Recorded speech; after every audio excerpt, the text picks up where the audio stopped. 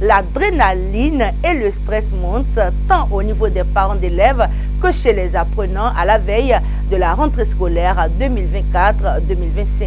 Quelles que soient les ressources des parents, les enfants reprendront le chemin des classes après 2 mois de vacances. Mais comment parents et enseignants doivent-ils gérer la fin des vacances et le retour aux cahiers et aux livres des enfants? Le professeur d'université Souaïbou Gouda Lompo y répond dans une interview que nous vous invitons à suivre.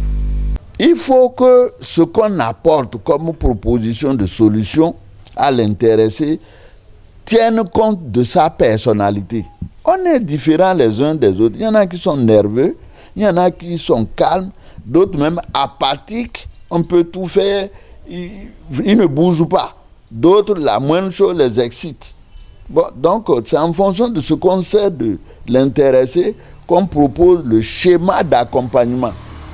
Et c'est les parents, ce n'est pas les parents seulement, c'est aussi les enseignants qui tiennent compte. Et c'est vrai qu'ils ont une formation qui leur permettrait normalement de suivre les enfants de cette façon-là, en tenant compte de la personnalité, de la psychologie.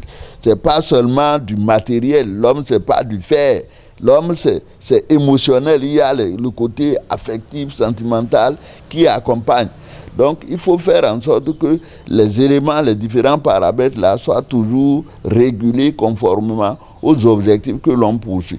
En fonction du niveau, en fonction de la nature. Une jeune fille ne se comporte pas comme un jeune garçon. Mais quelles que soient les dispositions prises, même nous, quand il y a des événements importants comme ça dans notre vie, nous sommes stressés.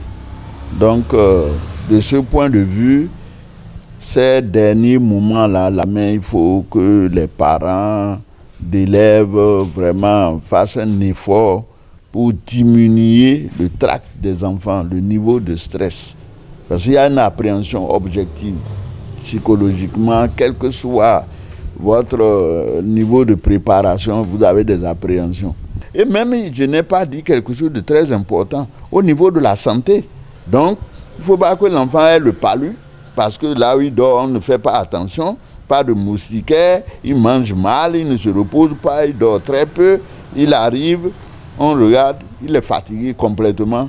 Ce n'est pas les conditions pour être le plus efficace. Il faudrait que normalement, il soit le lundi où il commence, qu'il soit en forme physiquement, qu'il soit en bonne santé.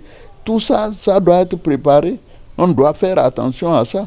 Donc, les moyens ne suivent pas toujours, c'est vrai, mais un effort doit être demandé aux parents